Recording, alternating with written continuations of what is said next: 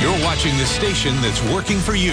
Now, WMAR2 News at 5. Good evening and welcome into WMAR2 News at 5 with Jamie Costello. I'm Kelly Swoop. We survived that wintry mix that dumped off the snow, the rain, all throughout the state today. Yeah, here's what we're under right now. Baltimore is under a code blue alert. That's going to last until 10 o'clock tonight. Now we have live team coverage for you tonight. We're going to bring you the very latest in the weather and out there on the road. So let's start it off with meteorologist Marcus Walter, who's going to size up the weather where we are right now. And the worst is over. So we're no longer talking about heavy snow moving in, but we still have some icing concerns out there, and we're still dealing with rain as we head toward the midnight hour. After that, we'll be talking mostly about fog. But let's show you some of those snow totals that we saw from this system. Baltimore Washington International Airport, you all picked up 4.5 inches of snow. Falston, right around 4.3 inches of snow. So this was snow that was, you had to shovel, you had to drive through. Here's a picture of it out of Catonsville, Maryland, where we see snow-covered roads and snow-covered sidewalks. And when we take a look at the latest satellite and radar, we see a lot of pink on the map. That's a sign that we're still dealing with some freezing rain out there. So if you are planning to head out, just take it easy, whether you're in Hagerstown or Bel Air or even just south of the city. We're also talking about rain across the eastern shore. So we'll continue to follow this. We have winter weather alerts that are still active, but they will stay active through the early part of the evening. More updates on your weather as we head throughout the next few minutes and really the next hour or so. But we do want to send it out to our very own Eric Taylor, who's out in the field bringing us the conditions out where he is.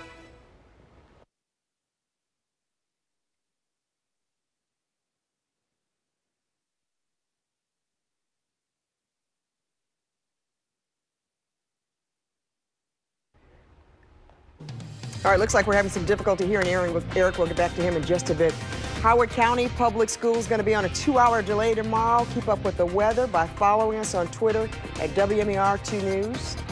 Let's send it over to Lauren Cook. She's tracking the traffic for us today. Probably better than it was earlier today, Lauren. Oh, it certainly is, Kelly. Major improvements out on the roadways, but you cannot be overconfident. We're dealing with very slick conditions out there. Icy conditions, a possibility this evening as well. So take it slow to be safe. Right now, there's a serious crash in Odenton that shuts down eastbound Route 32. It's closed between Telegraph Road and Burns Crossing Road. There's a disabled vehicle on Route 100 that blocks the right westbound lane at 95. And use caution crossing the Bay Bridge. There's a disabled vehicle eastbound that blocks one lane as well. Be careful traveling any bridges, using any off-ramps, any overpasses. They are the areas that freeze first. That's where you'll find the slickest conditions out there. There is a crash on 95 here in Northeast. It's southbound near 272. One vehicle is involved. The speed check in Baltimore looks good. No significant delays traveling through the tunnels. The JFX in the green as well. If you are heading out on 895, here's a live drive right at Moravia Road. Traffic up to speed. It's down to pavement. But again, very slick conditions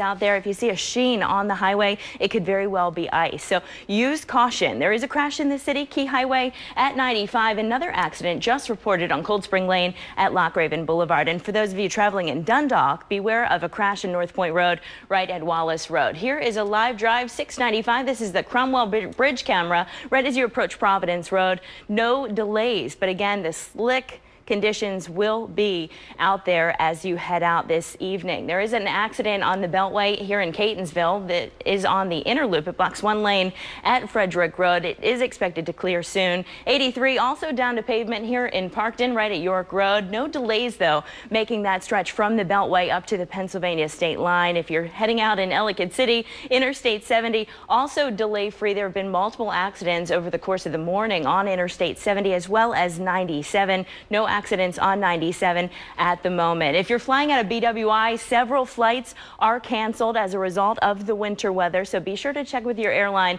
before heading to the airport. No delays getting to BWI right now. 295, 195, Route 100 are all clear. Again, use extreme caution heading out. The slick roadways could very well be icy, so leave yourself plenty of time. That's your time saver traffic. Let's send it out in the live drive Jeep to Eddie Kadam. Eddie, how are current conditions right now in Carroll County? Hey, Lauren, right now, a lot of light rain. The roads are pretty wet. We'll give you a look right here on the side roads entering the highway. We're on Route 140 right now, a little northwest of Westminster right now. You can see how wet the roads are. We've seen plenty of plows out.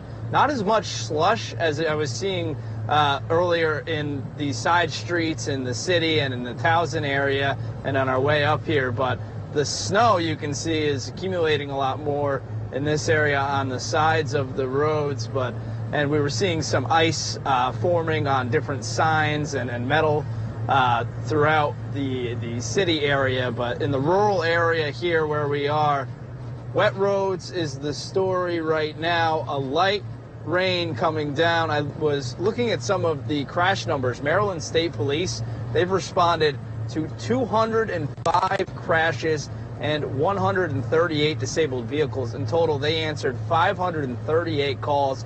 Those numbers from 6 a.m. to 3 p.m. In the city, Baltimore City, they were dealing with 145 calls for crashes. Out here in Westminster, we're not seeing as many people out on the roads, so that's a good thing. If you don't have to get out there, then don't. We are seeing a lot of plow trucks again, a lot of trucks out salting. We're going to continue heading northwest and give you updates on the conditions throughout the 5 and 6 o'clock shows. For now, live in the Jeep Wrangler, News Wrangler, Eddie Kadum, WMAR 2 News. All right, Eddie. All right, you're worried about, is there going to be school tomorrow? All 23 counties here in Maryland had public schools canceled for today, and they've already used all their snow days. So this means administrators are going to have to extend the school year into late spring, even up to the first day of summer. Let's run it down for you right now. Baltimore City has used all of its snow days, so the last day of the year for students will be June the 20th. Cecil County plans to spread out its makeup days in March, April, and May and push the last day of school for students to June 12th.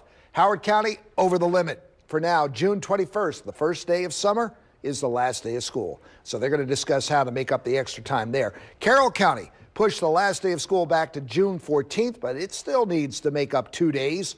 Baltimore County's also out extra 2 days, and some school systems have some snow days left. Harford County, 4 snow days remaining, so right now students will have class up until June 17th. Anne Arundel County has 1 snow day left, but it has to be used by March the 5th or lose it. And Frederick County has 3 days left. Now, classes were canceled in most schools, but some schools were still open. WMAR 2 News' Mallory Safaste was in Cherry Hill, where students could still get a warm meal on this cold, snowy day. On a day when schools are closed, kids' laughter still fills these halls. You can get this and at the same time. Yeah? The small voices drifting from the school cafeteria. Miss Angie is there, just like any other day, preparing breakfast and lunch. Fresh fruit, fresh vegetables, we have it all. Cherry Hill Elementary Middle School stayed open today to serve the community. It was one of 4 schools and a number of recreational centers, ensuring kids didn't go hungry. Some kids don't get a meal, and they need to be able to go somewhere safe and get a meal with their peers, where they feel in a safe environment, where they know that we care. Miss Angie says on these days they only see around 20 kids, and they want to spread the message that all are welcome. Even though it's a snow day, the kids we spoke to were happy to be here, especially for a warm meal. And it's an added relief for parents knowing they don't have to try and drive in these conditions 2 miles to the closest grocery store. Especially out here, we don't have a market. It's hard for people to get out to go to the grocery store. So just opening a school so they can have somewhere to sit and eat is a big deal. Ebony Lloyd brought her 2 daughters. She said she borrowed her sister's car in case of an emergency, but the kids were actually excited to go to school. We want to make sure that they're getting a healthy meal. It's good for the brain, it's good for their education, and we want them to know that we love them and that all of our students belong here. Satisfying for students and gratifying for staff. And I grew up in Cherry Hill, so they're a part of me. They're a reflection of me. You know, they're our future. They're our future. The kids are our future. You know, I'm coming there for the kids. It's all for the kids. I love the kids. In Baltimore City, Mallory Safaste, WMAR 2 News. Well, you know who loves this weather? Eric Taylor, out and about in Towson today. Well, let's send him out there. All right, Eric, what do you got out there for us? Yeah, Jimmy and Kelly, it's a packed house out here at the Greenwood Board of Education building here on the Sledding Hill. And how are you all enjoying this snow day? Good. Oh, Good? Really awesome. Is the sledding hill fast or slow? Fast. Very fast. Very fast. Have any of you gotten any air today? Oh, yeah. Lots of air. How about building a snowman or a snowball fight? I see you got a pretty good one, a pretty good snowball right there. Oh, don't eat it. Any of you getting in a snowball fight here later? Oh, yeah. Maybe. Yeah. Well, it looks like, of course, this snow's going to hang around for a little bit longer. I don't know if you'll get a snow day tomorrow. I know most of you are hoping for that, right? Yeah. So we'll see what we could do there with the snow day tomorrow. But, of course, a lot of slush. I'm going to let you all get back to sledding. Of course, it is fast out here on the slopes here in Towson, and it's a very slushy snow that we're dealing with. So you can see a lot of the kids out here enjoying it, enjoying the day off, and maybe we'll see if they get another day tomorrow out of this. But overall, it looks like the road conditions have improved vastly across the area as we continue to see this rain come on down, which is warming things up. They're saying hi to everybody out there and enjoying life here in Baltimore County. We'll send it back over to you in the studio. Keep up with the closures and delays by logging on to WMAR2news.com. And again, Howard County already calling for a 2-hour delay for schools there tomorrow. Well, a man is dead tonight after 2 Baltimore County police officers shot him yesterday afternoon in Randallstown. He's 24-year-old Emmanuel David Joshua Oates. And police were saying that he was swinging a machete at them. And WMAR2 News' Skylar Henry reports tonight that police say they had no choice but to shoot. Yeah, Baltimore County police say a 24-year-old man is the one who was involved in all of this. An employee at the Dollar Tree actually said that he stole something from inside of the store, and that's when county police got involved here in the parking lot and confronted the man. He then ran inside of this Aldi food market, and that's where everything else unfolded. The aftermath of what happened here in the Liberty Court Shopping Center is still under investigation. What started as a man accused of snatching items right out of this Dollar Tree turned to a police-involved shooting. It started with an officer confrontation. She was continuing her investigation when a secondary officer had pulled up. Right when that officer started to approach the suspect attempted to run from the officers at that point. Corporal Sean Vinson, a spokesman for the department, says the man took off across the parking lot and into this Aldi grocery store. Witnesses told our crews the man was wielding a machete through the aisles, and the officers chased him into the store, yelling for him to drop the weapon. But he didn't. The officers tried to retreat to the point where they couldn't anymore. The suspect continued to advance towards the officers, and at that point, 2 of our officers did fire their service weapons. Vinson says the suspect was shot at least 1 time in the upper body. Police say they've reviewed the officer's body-worn camera footage, which will be turned over to the state's attorney's office to determine whether the officer's actions were justified. In Randallstown, I'm Skylar Henry, WMAR 2 News. Both officers are on administrative leave tonight, and the department is planning on releasing their names. Well, remembering items in order, it's pretty tough for adults to do that, but... Yeah, but for young kids, it is a skill that doesn't always come naturally. Coming up, more on spatial sequencing and early math skills. Another possible breach of our privacy. Google says a secret microphone is inside a Nest Home security device. And a live look outside in Pleasant Valley from the Jeep Wrangler. More news and weather coming up. Looks like the roads are pretty clean, but maybe a little slick.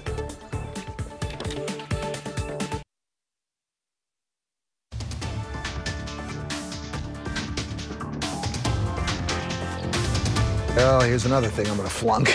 You think Spatial sequencing. This is where you remember stuff that's in space, right? You kind of. Well, we've already flunked this. We're talking about preparing our kids for geometry and stuff. Sort of, kinda. Okay. All right. For preschoolers, some types of sequences are not easily learned. Cognitive scientists have found that with a tablet and some help from mom and dad, kids can get an early start. Okay.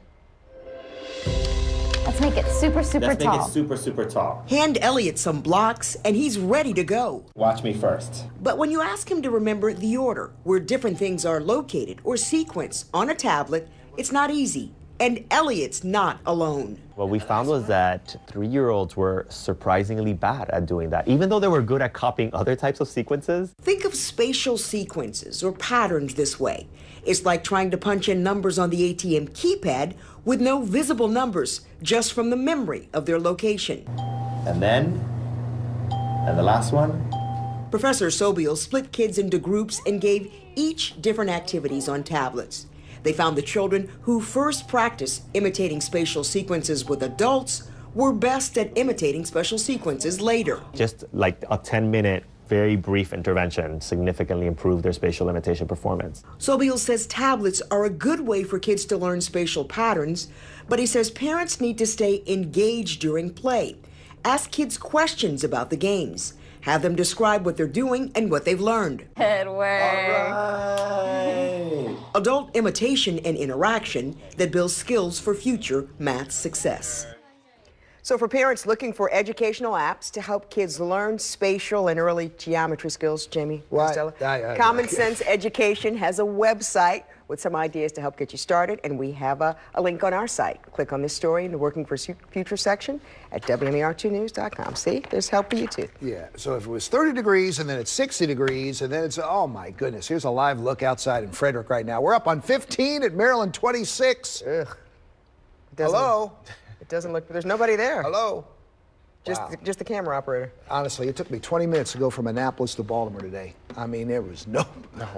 Well, I took Joppa Road all the way in from work, and the only thing that was bad was coming out of my neighborhood. Yeah, the neighborhoods were covered in snow, a lot of driveways, a lot of sidewalks, a lot of side streets, but we are talking about improvements in our weather. Sir. We just have to make it through tonight, and then the weekend looks a lot better in terms of temperatures. Right behind you, buddy. But let's talk about what we had to deal with. So let's go through a quick recap, because some areas picked up several inches of snow, and we did stick with our forecast. We forecasted between 3 and 6 inches plus of snow, and that's what we got. Gamber, you all measured about 6.2 inches of snow, so you all were one of the higher areas when it has come to snow totals. But we dealt with sleet, we dealt with freezing rain. That continues to impact part of our region now, and we'll deal with that threat, at least that icing threat, that sleet, that icing threat, mainly through 7 p.m. Areas north of the city could potentially stick with that a little bit longer, but we do want to bring the focus to the rain and also the fog threat that will still be around through midnight, and then that fog threat continuing as we head throughout the morning hours on Thursday. And when we show you some of the snow totals, again, places picked up more than 4 inches of snow. Bentley Springs, you were one of those places measuring 4.5 inches of snow. Upper Falls right around 4.2, and Parkton right at 4 inches of snow. And we're still dealing with those winter weather alerts, whether it's advisories or warnings in place across our region. A lot of these alerts will stay active through about 7 to 10 p.m. After that, any type of falling precipitation will be falling in the form of rain. And we're noticing some more breaks in that precipitation, but we're not done with the wet weather. We still have some pinks on the map showing up in a few places. We have more green on the map across the eastern shore. These areas dealing with a little more rain. But again, we still have some freezing rain out there, so we want you to take it easy. And just to bring that point home, we have air temperatures right around the upper 20s and low 30s. So anytime we have moisture falling, ground temperatures, air temperatures right around those upper 20s and low 30s, that's when we have that icing threat. But on top of that, we have very calm winds, and as we head throughout the night tonight, we'll notice those winds stay calm. We'll also notice, again, temperatures slowly starting to rise, and when you have all that moisture out there, you have some slightly warmer air moving in, fog becomes a threat. And so as we head toward tonight, we're dealing with low visibilities out there, but through the overnight especially, it will be pretty dangerous, again, if you're driving through some of those foggy areas. So just take it easy if you're planning to drive overnight, but things do start to improve by the time we get to the late morning hours Thursday, and visibility is very clear. Things look very nice as we head toward Thursday afternoon. But we still have to get through tonight. So as we track the forecast, really for the rest of this evening, we'll be watching out for rain. We'll see some pinks out there. Again, that's a sign that we still could have some frozen precipitation that we're dealing with. But by the 9 p.m. hour and hours after that, the bulk of that wet weather should be moving east. We may be left over with some drizzle by the time we get to the late evening hours. But then overnight, more than anything, we're talking about still some clouds lingering around and also some of that fog. And you'll notice temperatures not too much different than where we are right now. We'll be in the mid-30s to upper 30s to start the day, and then things really do improve as we head toward the late morning hours and then the afternoon hours. We're talking about temperatures near 50 degrees. But with this warm up, you have to keep an eye for flooding as well, especially for those areas that picked up a couple of inches of snow. So as we talk about what's going on, we want to take you to the 7-day forecast just to point out that, again, temperatures will be near 50 degrees tomorrow. So that's some relief after this wintry weather day today.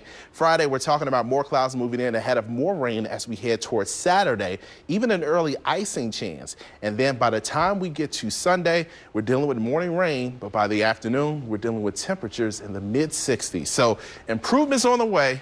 Just make it through the rest of today. Now with